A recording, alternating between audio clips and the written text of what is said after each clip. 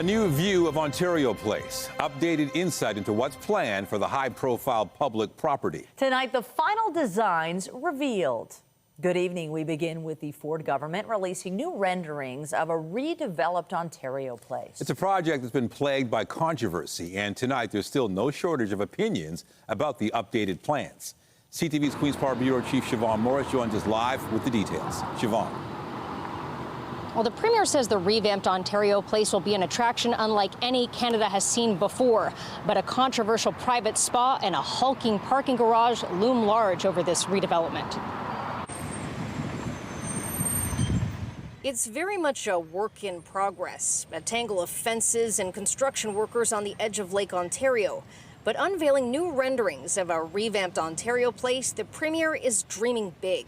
Enjoy stunning beaches and wetlands, canoeing, boating, kayaking along our beautiful waters, and taking in concerts, markets, and festivals. This is going to be spectacular. The complex includes 50 acres of public space, including trails, marinas, and beaches.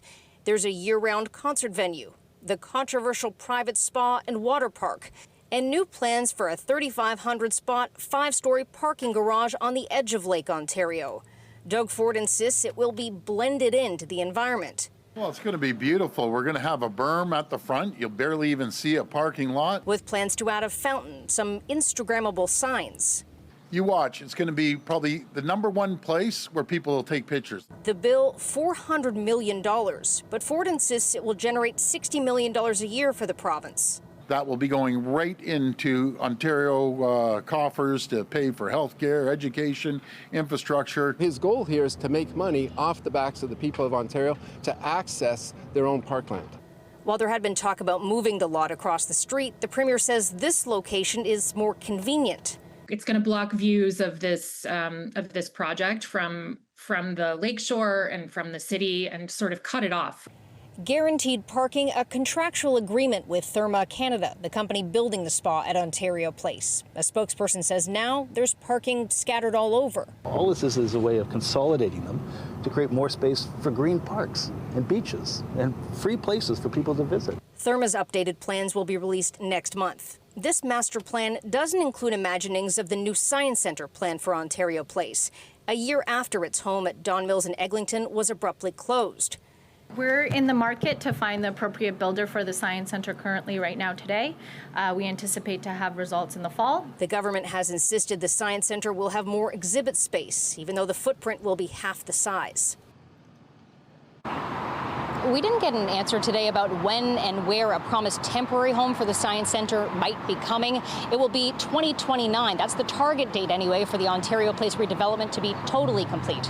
Reporting live, I'm Siobhan Morris. Michelle, back to you. Thank you, Siobhan. Also tonight, protecting passengers from drivers who don't stop when riders exit streetcars. The TTC set to install cameras to improve road safety and punish those who break the law. To the ongoing heat wave, and there was no relief today from the sizzling temperatures. The heat warning remains in effect, uncomfortable to say the least for anyone forced to work outside. Our Janice Golding joins us live outside this evening with the details. Janice. Hi, Michelle. Yes, we're into day 3 of an unrelenting heat wave that has sent temperatures soaring across much of southern Ontario. It was another scorcher today, the 3rd day of extreme heat with humidex values over 40. Love it. Bring on the summer. I'm enjoying the sun. Yeah, I love like that. So not too hot for you? Not for me, no.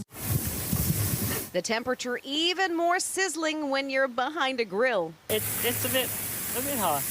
Yesterday was the hottest day Toronto's seen in nearly a decade, hitting 36 degrees Celsius at Pearson. That's the hottest June 23rd on record and the hottest temperature recorded in our city since July 13th, 2016. I don't love it, but as you can see, it doesn't keep me indoors. I'm attending an event this late afternoon that I'm planning to walk to, and it'll take me 90 minutes. While most of us have a choice about whether we go out in the blistering sun, others aren't so lucky. Not that fun. I can tell you that. Sweating very easily, body cramping. It's not very fun. 1 out of 10. It's really hot. It's really humid. I'm a sweater guy, usually a winter kind of lover, but you know what? You got to do what you got to do to make some money. Working outdoors in this heat, not ideal in record-breaking temperatures. I get a little bit of shade and then I'm out in the sun. I'm not in the sun 24 hours. I love the hot weather, but not this hot. I wasn't expecting this. So setting up for a barbecue, it's definitely a challenge. Of course, some of us do have a higher tolerance for the heat. I'm African. You're African, so it's not too bad for you? Nope. It's full of freezies. And for the entrepreneurs among us, it's very hot. Yeah, you get like thirsty every 30 seconds. So you're drinking all your juice? No, we're getting water. Yeah. A little monetary motivation can ease the sting from a little sweat. Now, starting yesterday, the city has opened a dozen pools from 10 a.m. to 8 p.m. to help people beat the heat, with another 8 pools open until 11:45 p.m. until the heat warning ends. Reporting live, I'm Janice Golding. Now back to Michelle. Well, that'll help. Thank you, Janice. Now, for residents of one Toronto condo complex, a break from the heat cannot come soon enough. Their air conditioning system broke down just as the heat wave hit. CTV's Allison Hurst has their story. Set it for 19 last night, but Hossein Nick adjusts his thermostat, but the air conditioning does not kick on. it happened like 3 days ago, and since then we're suffering with this temperature and the high level of humidity. Broken at the start of the heat wave, making it tough for his family, especially his 2-year-old. Who was not able even to go to sleep for last 2 or 3 nights. We're just flipping around and crying and having trouble time, unfortunately. The property manager said they started getting complaints Saturday, then Sunday looked into the problem. There's a part in the cooling tower, which is called a bearing, which runs a shaft that controls one of the fans and makes sure that it's stable and in place. That part broke off. Property manager Ishmael Patan shared this video with CTV News showing the broken piece. He says the replacement has been ordered and he's contacting other companies to see if they can get it and install it faster. Unfortunately, with the heat wave, it exacerbated the situation where if it was running properly, if it was running at not such a high rate, it might have been fine. Many residents had been depending on the AC during summer months and without it are ordering fans in bulk. It's been like kind of unlivable condition, like I couldn't sleep properly because in my bedroom, since it's facing the sun in the morning, like it was over 30 degrees. This resident went out and bought one himself. I have a little kitty and he's suffering as well. Like he tries to lay down on the floor. I tried to give him like cold treats and yeah, it's been really difficult. Patan says the condo board is considering compensation for residents and says it should be fixed within days. Allison Hurst, CTV News. And time now for a check on the forecast. Here's a live look of the city. Still a scorcher out there on the last day of this heat wave, so try and stay cool. The good news is some relief is on the way, but we're not quite there yet. Lindsay Morrison is here with a look at how things are now. Lindsay. That's exactly it, Nathan. We have to get through one more hot night tonight. It is still very warm this evening. 34 degrees in the city of Toronto, feeling like 42. And unlike the last couple of days, you're not going to find much relief by the water. It's 34 degrees also on the Toronto Islands, feeling like 43. Now, worth mentioning that we have had some severe thunderstorm watches and warnings pop up, mainly across southwest Ontario, but also a couple little cells made their way through Durham region in the last hour or two. We're going to keep an eye on those. Winds out of the northwest right now. Overnight tonight, we dropped to about 20 degrees. That is still uncomfortable for sleeping, but it's an improvement compared to the last couple of nights. We'll show you when the true relief from the heat is coming. It is coming, and those details are ahead. For now, Nathan, back to you. Thank you, Lindsay. More cameras are coming to catch people breaking the law on Toronto streets. This time it's the TTC mounting cameras to streetcars to nab drivers who don't stop when passengers get on and off. CTV's Mike Walker joins us live from Queen West tonight with those details. Mike. Well, Michelle and Nathan, those cameras will operate similar to a speed or red light camera, part of a pilot program that will launch likely at the end of this year. In the meantime, the TTC and police are teaming together to launch a new safety campaign with the message that stopping for streetcars saves lives. When a streetcar stops with its doors open, it's illegal to drive past it. Some commuters say they've had some close calls. Luckily, I watched my surroundings and it was okay. Like I took a step back. Nobody obeys the beep of the horn or the lights, and you better look right or you're taking your life in your hands. Prompting the TTC and Toronto Police to launch a new 6-week safety campaign. Decals that read "We Stop, You Stop" will be on the rear of streetcars. The message for all road users will also be on digital billboards, radio, and streaming services. Transit users should be able to board and exit vehicles without the risk of being hit. The TTC reports 141 of its passengers have been struck by a vehicle while boarding or getting off a streetcar between 2014 and 2024. The routes with the highest incidents run through the downtown. Is simply unacceptable. We have to take accountability and make it better. A problem that has persisted for years that officials attribute to more road users who may not be aware of the law, including visitors, tourists, as well as rideshare and delivery services. And we're taking additional steps to reach out to rideshare companies and delivery platforms so that drivers coming in and out of Toronto are also aware of this law. I think it's just going to create a new sense of consciousness about public safety. Depending on the situation, it might be education, it might be enforcement. Beyond this campaign, the TTC is moving closer to automated enforcement, planning to launch a pilot program later this year that will see enforcement cameras installed on streetcars that will capture the incident and license plate. It's not going to be so different from when you drive through a community and you go over speed and you get a ticket in the mail. The TTC has been advocating for the enforcement cameras for a decade. We've already got the company signed up. We just now need to find someone that's actually going to issue the tickets. It will be a 9-month pilot. The enforcement cameras will be installed on 4 streetcars. If they do that and people get ticketed, they're going to be a lot more mindful. Tickets won't be issued during the pilot. Instead, testing will be done. But the offense carries a $183 fine plus 3 demerit points. The price tag for this pilot program is $460,000. At this point, there's no specific launch date, but the interim CEO for the TTC said he would like to see it rolled out sometime in the winter. Reporting live, I'm Mike Walker. Michelle, back to you. Thank you, Mike. Next to the battle over a bus route in Etobicoke, outcry from residents about a planned TTC detour through their quiet neighborhood. As CTV's Natalie Johnson reports, in the face of their protest, it appears the transit agency is changing course.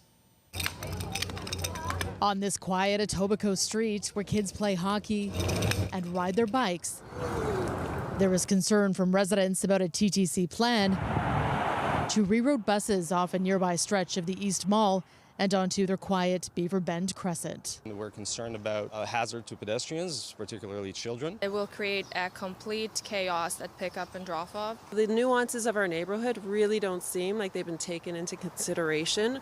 Community concern began to mount when orange tree protection hoarding went up a few weeks ago. Some of our residents woke up in the morning and saw fencing around their property where bus stops were to be developed. Bus stops that they didn't know were coming. Part of the TTC's plan to permanently reroute southbound 111 East Mall buses onto Beaver Bend Crescent because 3 existing bus stops along the East Mall did not meet new accessibility standards. I think that they've chosen the shortest path to their solution, and sometimes the shortest path isn't the best path. Clearly something is wrong. Councillor Stephen Holliday and the community calling on City Council to put a stop to the TTC plan. A TTC bus going down a narrow street onto a street facing a school is not a safe idea, and we were not consulted at all.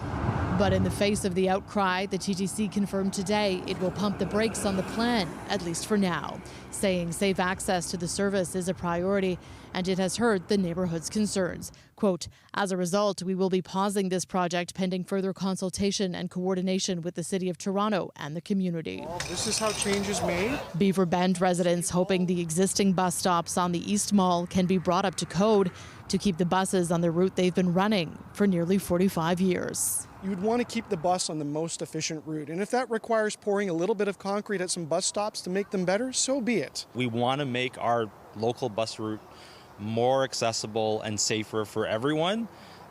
We just want that to be done with a solution that solves the current issues that we have, but doesn't add new issues. Insisting in this case, there is a better way. Natalie Johnson, CTV News. Still ahead, tapping into our very own automotive sector to drive the future. We take a closer look at a Canadian-designed zero-emissions EV prototype packed with Canadian-made parts.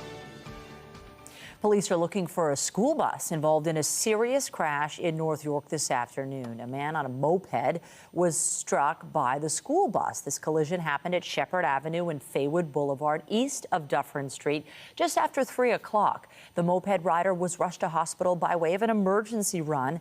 Investigators say the bus did not remain at the scene. And a woman was seriously injured after being struck by a vehicle a couple of hours earlier. It happened near Victoria Park in Sunrise around 1 p.m.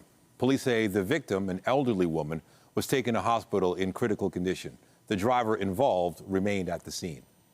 An Ontario court has ruled survivors and family members of the 2018 Danforth mass shooting can proceed with a class action lawsuit against gunmaker Smith & Wesson. 10-year-old Juliana Cozzies and 18-year-old Reese Fallon were killed, and 13 others were injured. The gunman opened fire with a stolen semi-automatic Smith & Wesson handgun. Ontario's Court of Appeal has certified the class action suit against the company, overturning a lower court ruling which originally dismissed the action. Ken Price's daughter was one of the people injured in the shooting. A lot of those handguns were really designed for other purposes. I mean, the one that's involved is called the military M&P 40, which stands for military and police. It's the same gun that was marketed to police forces and the military to be a sidearm. But, you know, having that gun available in retail shops across the country made it vulnerable to theft, which is exactly what happened. The gun ended up in the hands of the wrong person who used it for his hateful acts on that night. The Danforth shooting remains one of the worst mass shootings in Toronto's history. A Toronto police officer has been found guilty of misconduct for failing to properly investigate threats made against a woman who was murdered days later. 23-year-old Daniela Malia was fatally shot in the parking lot of a building on Jane near Chalk Farm on August 18, 2022. 3 days before she was killed, she called police to report her former boyfriend had been threatening and harassing her. Documents show Constable Anson Alfonso spoke to the man for 3 minutes and did not take any protective action. He pleaded guilty to failing to conduct a proper investigation. He has since had his rank reduced and is the first officer to be suspended without pay under the new Community Safety and Policing Act. The U.S. president says the Israel-Iran ceasefire he arranged is back in effect. After a shaky start, the truce seems to be holding after a furious Donald Trump lashed out at both countries. CTV's Joy Malbin reports. After brokering a fragile ceasefire, the U.S. president visibly angry and let the F word fly. We basically have two countries that have been fighting so long and so hard that they don't know what the they're doing. Do you understand that? Sending a message to warring nations, Israel and Iran, to knock it off. I think they both violated it. I'm not sure they did it intentionally. They couldn't rein people back. I don't like the fact that Israel went out this morning at all, and I'm going to see if I can stop it. After agreeing to Donald Trump's ceasefire overnight, the Israeli army struck hard at Iranian government targets, including a radar site north of Tehran. And Israel says it struck back too, after Iranian missiles had been fired in the south, killing 4 Israelis. The president trying to hold this truce together, telling reporters he was firm, demanding Israel's prime minister bring back its planes and stop the bombing. Tired of it. I think they don't want it to happen again. And Iran's not going to have a nuclear weapon, by the way. I think it's the last thing on their mind right now. After the U.S. bombed 3 of Iran's nuclear facilities deep underground and days of Israeli strikes on nuclear targets, Iran has been weakened. But how far has Tehran nuclear ambitions been set back? Is there any highly enriched uranium left? And are there any of these centrifuges left as well? That's a big question. And an early U.S. intelligence report suggests that America's bunker-busting bombs may not have destroyed Iran's nuclear sites. This is at odds with the president, who insists they were completely obliterated. Joy Malbin, CTV News, Washington. Meanwhile, more than 100 Canadians are scheduled to leave Jordan tonight on a government-chartered flight as part of ongoing efforts to assist those who want to flee the fighting in the region. As of today, we have helped over 500 Canadians in the region. We've deployed additional consular services throughout the region. Canada is also helping allied nations get their citizens out of the Middle East. But the number of foreign nationals asking for help is minimal compared to the number of Canadians. There's also ground transportation available to help get Canadians out of Israel to a neighboring country. And Global Affairs has deployed more consular assistance to the region. Prime Minister Mark Carney arrived in the Netherlands today ahead of the NATO Leaders Summit, where the conflict in the Middle East and Russia's invasion of Ukraine will be at the top of the agenda. Canada will also face calls to commit to a new spending target just weeks after reaching the current level. CTV's Jeremy Sharon is in The Hague and has the latest. An historic NATO summit now underway in the Netherlands. Prime Minister Mark Carney joining all 32 alliance members in The Hague. Thank you personally for your meeting with many today for bilateral meetings. handshake. Okay, very good. The summit set to focus on a new defense investment plan aimed at increasing NATO's collective readiness. And it's important to be clear what we are potentially, and I think likely to all agree tomorrow, which is, and let's take the 5% of GDP figure, which is a big number. That figure would become the new baseline defense spending target. 3.5% would be core defense spending and another 1.5% on defense-related infrastructure investments. The increase would cost Canada tens of billions more a year. How much is it actually for you? 5% of our GDP would be about $150 billion. I mean, that's a lot. It's a lot of numbers. Per year? Per year. But a timeline to get to it is the next big question.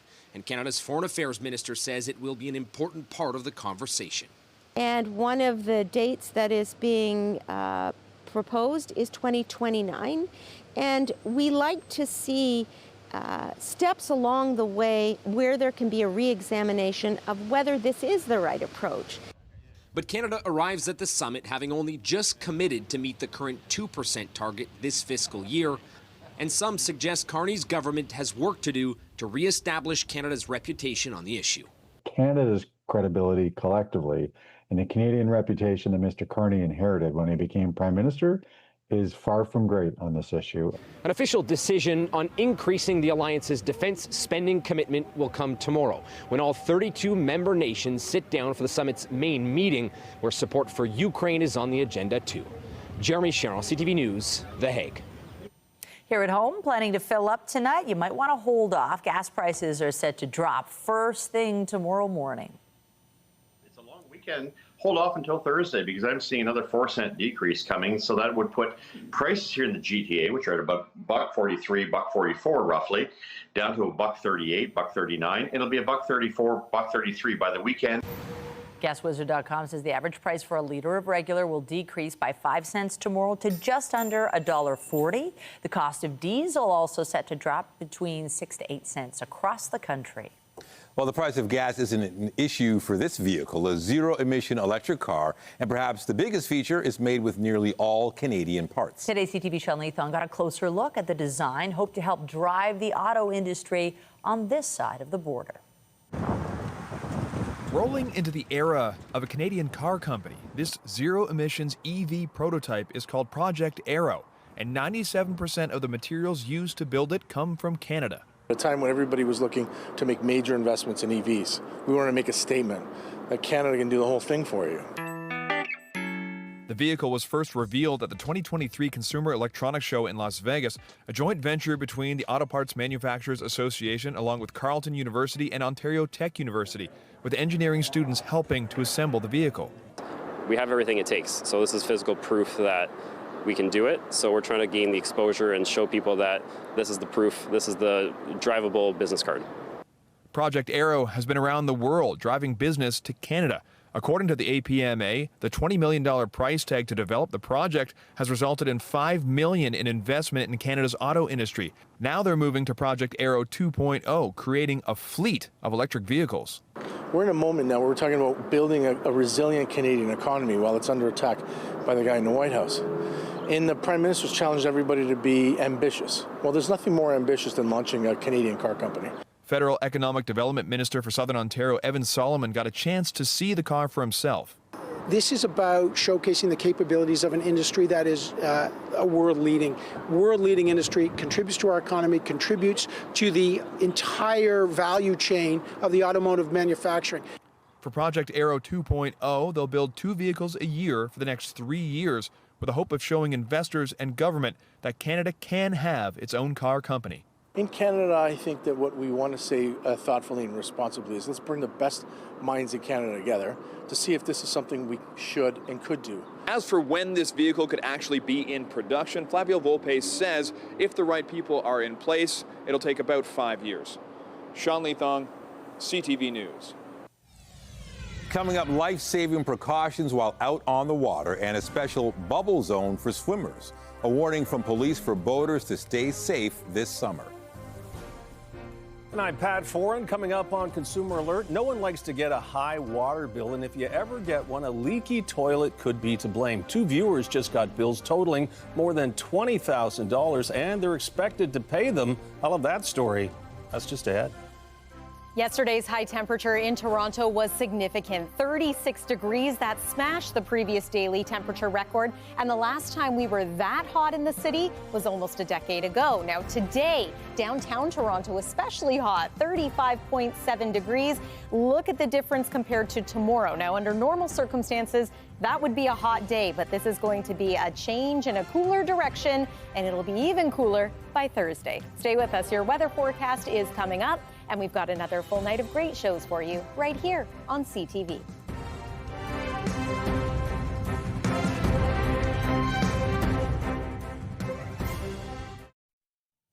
Well, you just know people will be using extra water during this heat wave, whether it's filling up the pool, watering the flowers, or running through a sprinkler. It's important to keep a close eye on your water usage. 2 CTV viewers got a shock when they received water bills of $2,000.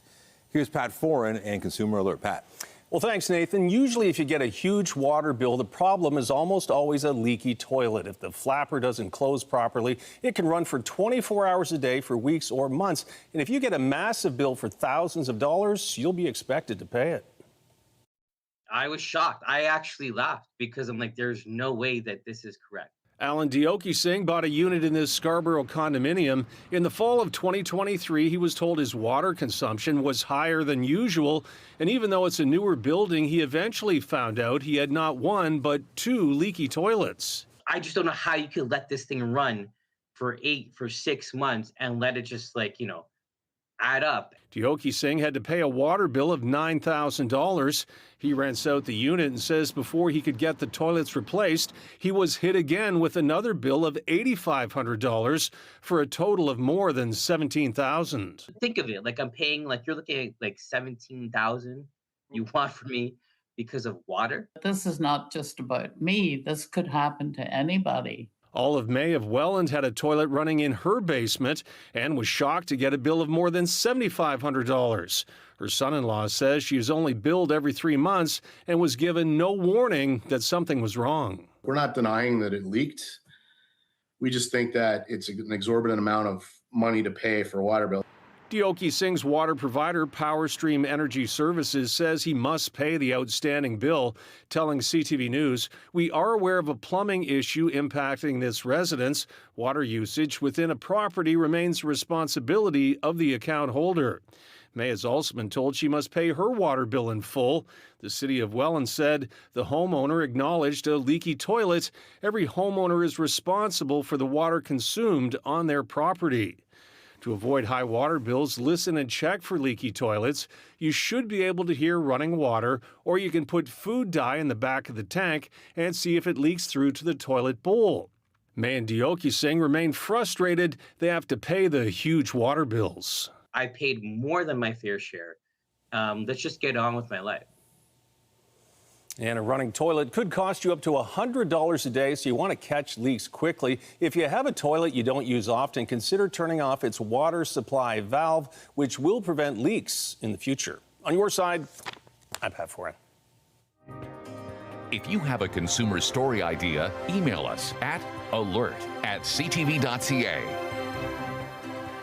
Well, the heat is on for yet another day, scorching out there, not as hot technically as it was yesterday, but that doesn't mean it's any easier to be outside in it. Yeah, still not really a noticeable difference yet, but at least we can look forward to tomorrow as we get through this heat wave. We can. I have a feeling a lot of people are looking forward to Thursday because that's when the real change comes. But it's true. We've now made it through a heat wave. That's 3 consecutive days of 32 degrees or higher. We were well above that. We were 34 degrees, then 36, and today 35. So very hot, feeling into the 40s, but things are going to change. This might have helped in some areas too. What you're seeing here is a pop-up shower that our CTV News chopper caught over Pickering. Now that same cell raced its way across Durham region. Let me show you on the satellite and radar what it looks like now. It's long gone. It has moved out over Lake Ontario. There it was, not too long ago. We're also monitoring a couple of thunderstorms, mainly in southwest Ontario and along the north shore of Lake Erie. This is all thanks to a bit of instability in the atmosphere. We've got lake breezes. We've got all that hot and humid weather. And so this was inevitable. And we're going to watch for the potential for a few showers or thunderstorms over the next couple of days here. Although tomorrow looks like a mostly dry day here in the GTA. I'm just going to pause it to show you the chance of maybe a few spotty showers tomorrow morning. The afternoon, though, at this point is looking pretty dry. Into Thursday, however, you're going to want to have the umbrella handy for that day, especially in the morning hours, but perhaps into the afternoon as well. Chance of a few scattered thunderstorms once again in the extreme southwest. Friday, potential to be unsettled too. All right, let's bring it back to today. We are still at 34 degrees, feeling like 42 in the city of Toronto. Our forecast low tonight is 20 degrees. That's still technically hot. 20 is about the threshold where it starts to become uncomfortable for sleeping, especially for those without access to air conditioning. But that's an improvement from the last couple of nights when we were at 25 for a low. Unlike the last couple of days when we've climbed to 30 degrees in the morning, we will stay in the low 20s tomorrow. And then how about that for a daytime high? 29, so in the 20s, feeling like 34 as opposed to feeling like 43. It will be a noticeable difference, even more so into Thursday. I keep teasing that high. UV index for tomorrow still at a 9. Even though we are anticipating a little more in the way of cloud cover. If you're looking to beat the heat this evening, happy to share that swimming is a go at all the beaches around the GTA. And if you are waiting for relief from that heat, yes, it is coming, especially Thursday, but also indications that we could be in for some generally cooler conditions into next week. So let's take you through the forecast. 23 degrees on Thursday. So suddenly we are below seasonal. Average daytime high this time of year is 25. There's the showers for Friday. The weekend starts to become drier with brighter skies, and some summertime heat returns in time for early next week and Canada Day. That's the weather for now. Nathan, over to you. All right. Thanks, Lindsay. Well, some say the best way to beat the heat is on a boat. Lake Ontario provides plenty of opportunities for relief, but police also want to make sure people are safe while on the water. CTV's Rahim Ladani reports.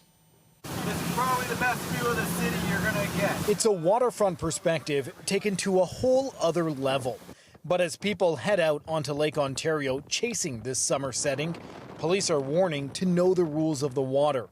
Just last month, there were more than 40 rescues. Overturned kayaks, overturned personal watercrafts into the shoreline, into the rocks. To improve swimmer safety, a pilot project is now in effect.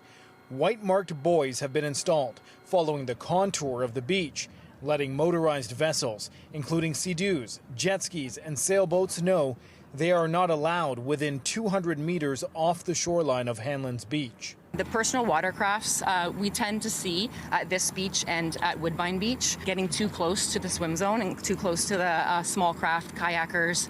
And so we just want to keep this area safe. The marina doesn't even have people to clean up in here anymore. So it's a bit of a respect issue for the water.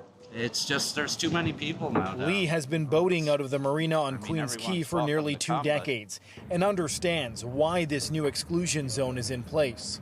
Probably the sea-doers caused it because they go screaming in between the boats. The swimmers do come out pretty far. That's their prerogative. Last weekend alone, the Marine unit stopped 28 vessels and issued 21 charges, including for speeding. Lee says he's not against people having fun, but there's a difference between boaters and people with boats. People with boats are just wealthy people who buy boats and don't know what to do with them. Boaters have courtesies.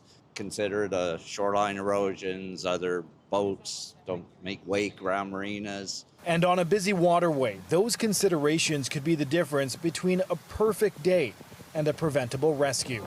Raheem Ladani, CTV News.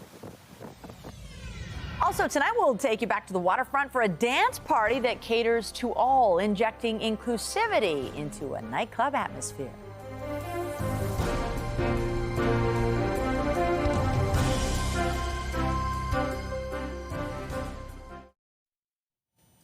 Variety Village is putting on a party tonight. Participants of all ages gathering for an all-inclusive dance party on Polson Street. Our health reporter Pauline Chan spoke with some of those taking part today.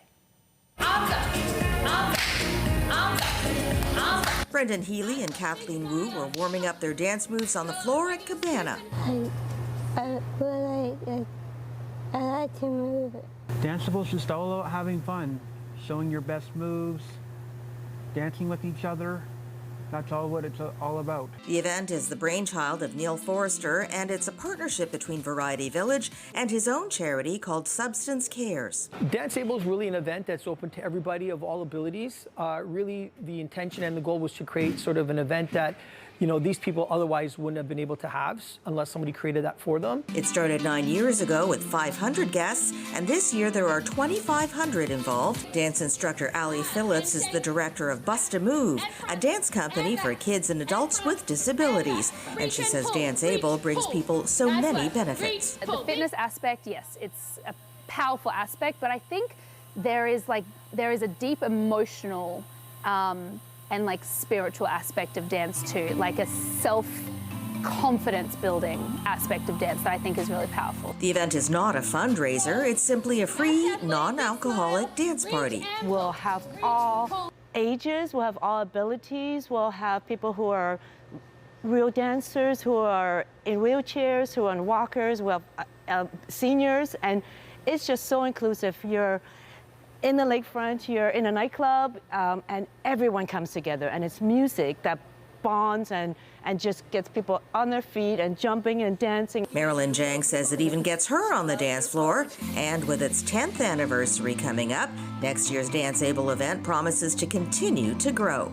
Pauline Chan, CTV News. Well, music is filling the air near the St. Lawrence Market. CTV Jessica Smith has more on the sights and sounds of the iHeart Market Street Festival. The sweet sounds of summertime in the city. The iHeart Market Street Festival is in full swing. An urban park for people to come and connect and meet new people and just experience this beautiful downtown space. With a free music series, buskers, and salsa dancing lessons, there's something for everyone. Young musicians that are just getting started and some musicians that have already a following can perform here. It's just plug and play, and it's just a wonderful, relaxed event on the street. Really just like connect with the community here, whether it's in English, whether it's in Spanish, covers or originals. It's just a really lovely, enjoyable experience to have outside in the summer. Tucked into the heart of the St. Lawrence Market neighborhood, the festival is located on Market Street between Front and the Esplanade. I walk all the time, so just when I get out, there's always something exciting. And like I said, it's free. And it's just a pleasure to live here. The iHeart Street Market is free, and the summer edition runs through until mid-September. Then it switches over to its fall and winter edition that runs all the way through until mid-January. For more information, you can visit oldtowntoronto.ca. Jessica Smith, CTV News. After the break, taking it to the streets, championship style. Highlights from the Oklahoma City Thunder's victory parade after winning their first ever NBA title.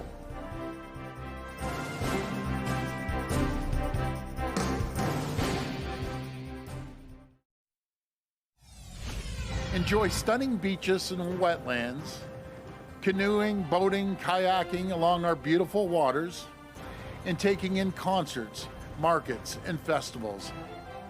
Updating our top stories, the province releases the final design for a revamped Ontario Place. It will feature 50 acres of public space that also includes trails and marinas. The project is slated to cost $400 million, but officials say it will generate at least $60 million a year. I get a little bit of shade and then I'm out in the sun. I'm not in the sun 24 hours. I love the hot weather, but not this hot. I wasn't expecting this. A heat warning remains in effect on the third day of extreme temperatures. Humidex values surpassed 40 today, making it especially tough for anyone who had to do work outside. Transit users should be able to board and exit vehicles without the risk of being hit. The TTC launching a new streetcar safety campaign to remind drivers to stop for open streetcar doors to allow passengers to get on and off safely. Next year, automated cameras will be used to enforce the law. Remember to keep up to date day and night at ctvnewstoronto.ca and by downloading the CTV News app. On the markets, the Canadian dollar is up a fraction to 72.85. Our fix on Western Canadian Select has it down more than $4.50 to 57.24. And the TSX is up more than 100 points, hitting another record close at 26,718.62. The Business Report is brought to you by Canadian Western Bank, the bank built for business. The Hockey Hall of Fame is welcoming 8 new members as the class of 2025 was announced today. Former Toronto Maple Leaf forward Joe Thornton has been chosen in his first year of eligibility. So have defensemen Zdeno Chara and Duncan Keith. They're joined by forward Alexander McGillney and women's stars Jennifer Botterill and Brianna Decker. In the builders category, Jack Parker and Danielle Sauvageau were elected. All will be inducted during a ceremony in Toronto on November 10th.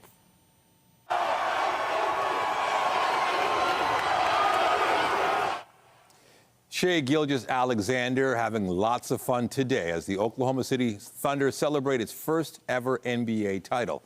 Thousands of fans turned out to see the finals MVP and his teammates during a victory parade through the downtown. And they were not disappointed as the Toronto-born Hamilton-raised star took time to get up close and personal with some of the Thunder faithful. Sunday's win over Indiana capped an incredible year for SGA, who was also the winner of the regular season scoring title and league MVP. Today, he urged everyone to enjoy the celebration with friends and family, saying moments like this don't happen that often. He then shares some of the glory, thanking fans and his teammates for their support long before the championship and all the accolades.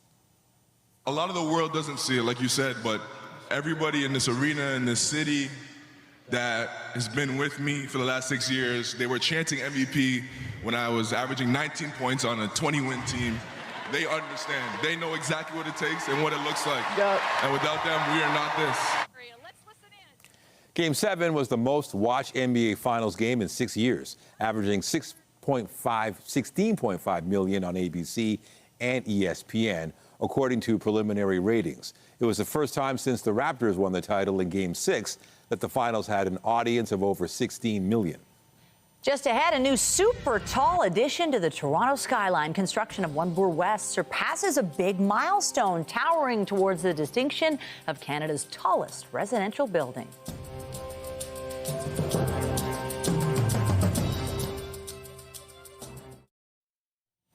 Finally tonight, a major upgrade to Toronto's ever-changing skyline. A so-called super tall building is now towering over the city.